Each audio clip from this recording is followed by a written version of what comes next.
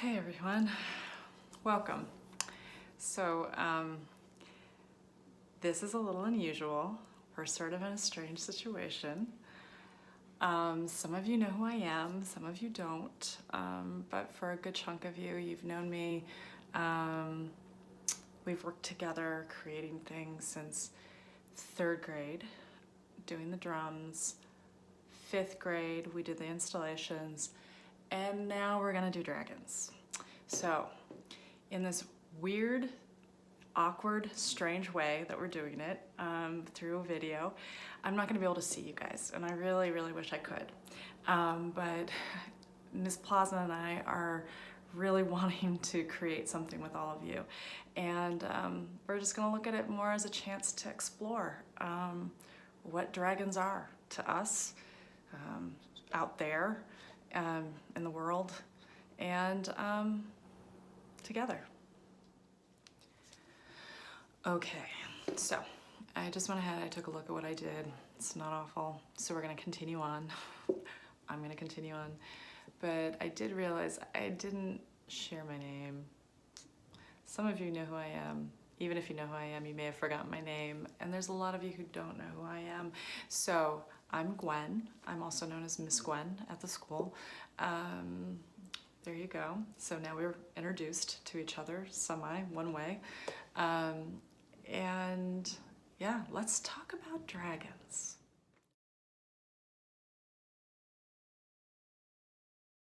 All right. So it's my understanding you've been studying Chinese history. And part of Chinese history is that there's this big element to it, which is about the dragon.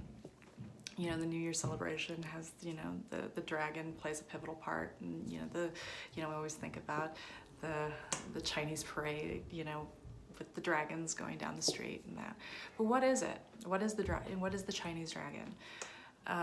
Some of you may have already looked into it, but I'm gonna do a really quick little overview, okay? Just really, really brief. And that is that typically a dragon, or the East Asian dragon, is long, snake-like. It usually has 4 little legs. They're small. They're not long, and sometimes it has wings within the East Asian culture, but they always fly. They can fly, and that's a big deal. So here you have a creature that has the ability to be on the ground and very low to the ground. Oftentimes it can, hiding, being in little crevices or under, water, because the Chinese dragon is associated with water. It's associated with rain, storms, waterfalls, and rivers. And then, it has the ability to go high, right? To go into these high reaches, and it's always trying to attain this little moon-like orb, pearl, that has transfixed it. There's something about it, whether it be so beautiful, but there's something about it that it's gotta have it. It wants it so bad. So that's the real quick little snippet about the Chinese dragon. The face and the sort of the pretty little plumage and things like that change, and it can all look different depending upon where it resides. And again, since it's associated with water in these different places, there's different ones that have different looks. But why water, right? Water is so life-giving. Let's look, it's so life-giving. And think about what's one of the major life-giving things that we all eat even now? Rice. Rice needs a lot of water to grow. And so, that might have something to do with it, but water is fertility. It's life, and it can also destroy. Think about certain storms, or when water rushes, too violently. It can, think of tsunamis that we've all seen images of recently, and it can be an incredibly it's an incredibly powerful element that has 2 sides to it, a beneficial and then a harmful side, and they're sort of interlinked. So that's sort of one of the areas that is the main area we're really, really going to look at, you know, in this unit together.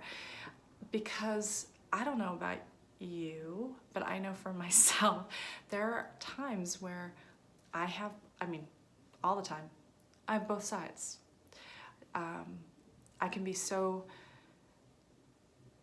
do things that can be very negative, that can cause a lot of harm, and can be hurtful, or just, you know, I think it's a good idea at the time, but I'm not thinking beyond just the moment, and once you get beyond that, it's a really bad idea. And I know myself, I'm always having to like assess that, because then there's other times that I can do things that can be so great, you know, at times are helpful, and beneficial and positive, and I can attain things that perhaps, you know, I didn't think I could, you know, I mean, that seem way beyond the scope of what I have the ability to do. But I do it, and I want it, right? I want it so bad that I'm willing to extend outside of myself. I'm to go outside of my little cave and my little safety, sort of like the dragon, and go and expose myself into the wide open world. And so that's sort of how I'm seeing this, right? That's how I see the dragon, as I see it as this creature that has the ability to do this, to attain at great heights, things that seem way beyond being able to be captured, or not even captured, being able to be attained. Yet it does it, you know, or tries to do it. Why? That's what we're going to look at. Now, the cool thing about dragons is dragons are everywhere. They're not just in one part of the world. That's what's really cool. So the myths, legends, and stories about dragons they're everywhere. It's not just in one place. It's not just in one part of the world. You find them in, you know, the East Asian, you know, dragon, the Chinese dragon. I mean, there's a country, Bhutan. The country of Bhutan is known as home of the thunder dragon. I mean, how cool is that, right? But then you have West Asia. So that would be India and the Middle East. You have Africa. My God, you have Africa. Egypt. I didn't get beyond Egypt, but if you can find out the dragons need, you know, beyond Egypt, please share it. I want to know. You have ancient Rome, ancient Greece, all of Europe. You find them, although they're a bit different. You know, they're actually the ones that are the most different than, you know, the East Asian dragon. And then you have in the Americas, you know, both South and North America, you have legends of creatures, of dragon-like creatures. Then you have Australia. Oh my God, Australia has the it has the rainbow serpent. So we have like the feather serpent, which is in the Americas, you know, and then you have the rainbow serpent. So what are the commonalities? Because there are differences too. And a lot of the commonalities you're going to find are going to be the form, right? It's snake-like. It's usually always, you know, has a snake-like form. Typically, it does have legs and it has wings, or something that allows it to fly, whether it be feathers or something that would have almost like a bird-like influence. But it also has a reptilian part, or sometimes it has another animal associated with it too. It's sort of this weird it's like a chimera. It's like this weird mix of different beings that all come together with different aspects.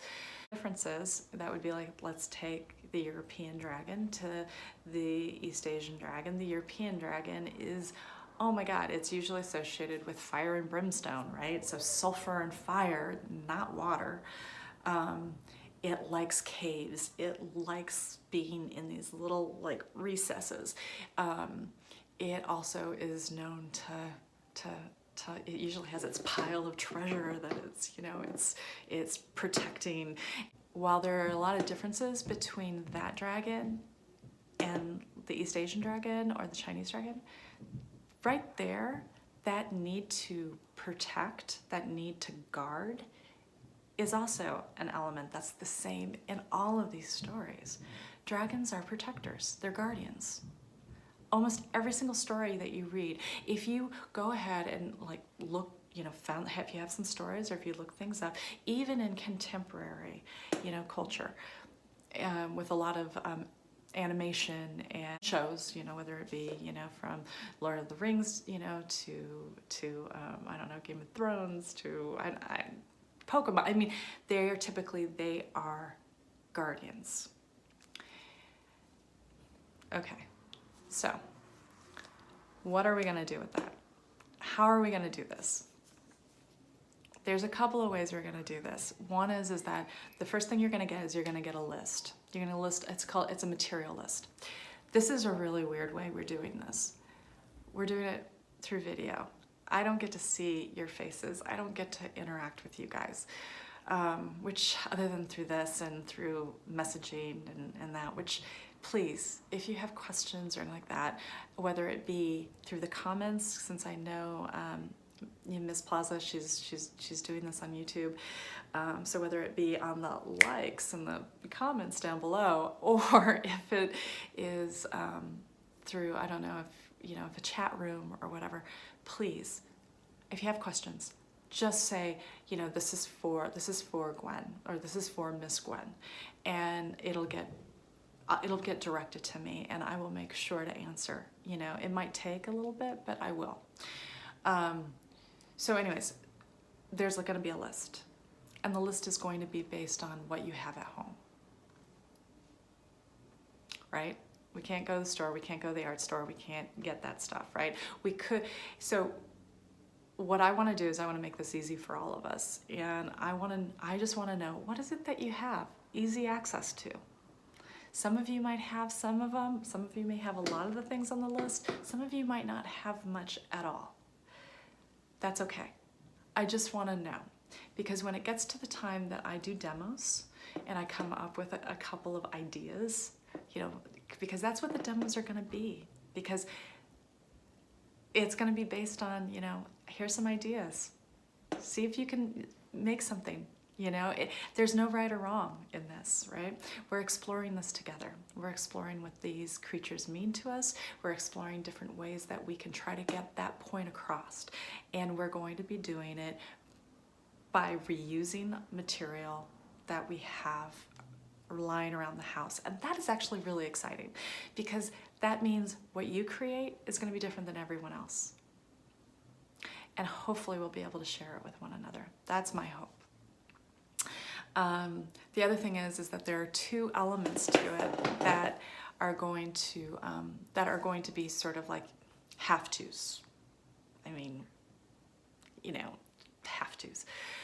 And that is, we're going to talk about shape language. And I don't know if any of you have ever talked about shape language or even know what shape language is, but sort of like in our own language, there's times where, you know, you're able to share something in a way that someone knows you're really excited, or, oh, I'm so depressed, you know, and you know, everything you do shows it. Or when you're writing, you know, you have different ways that you express yourself, and people know, you know, they're being funny, or, oh, they're sad, or they're happy or excited. There's ways you can do that when you're building, constructing, drawing, that's through shapes. All right, the other thing, second, composition. We're gonna really look at composition. We're gonna break it down to like the bare bones, and then we will build off of that. And that's gonna be really important, especially when we're talking about your shapes. And then the other thing, this is your homework. Your homework is not just to do the list, but it's also to talk to people around you. Since dragons are in so many different cultures, are you know, no matter what your ancestry may or may not be, there's probably some type of a dragon story there, right? There's probably something, and and this is a great opportunity. We're all forced to sort of to be indoors right now, and we don't really get a chance to just run into people and talk to them. But we still can.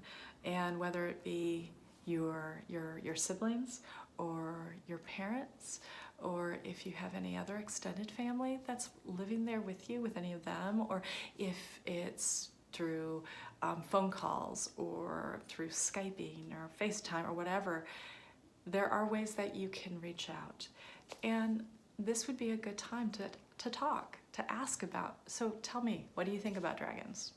This is what I think about dragons. What do you like about dragons? What do you don't like about dragons? Were you ever told any stories about dragons? You know, if you're talking to someone who's older than you. It's a great way to reach out. And right now, I think we all need that. I think we all need that. So I think that's all I have for you on this video. It ran a little bit longer than I wanted to. I want to keep these around 10 minutes. This one's a bit longer. But in the second one, I'll be a little bit more condensed. And last fact. Most of those, a lot of folklorists and a lot of anthropologists and that, they believe that where these myths of dragons came from was from our ancestors all over the globe, digging up and discovering dinosaur bones. That here they would come across these giant, massive bones and these weird forms and shapes, and they were, it helped to either to confirm, these stories that perhaps maybe they were already there, or ideas that were already there, but it definitely gave evidence. It gave hard proof that these creatures existed.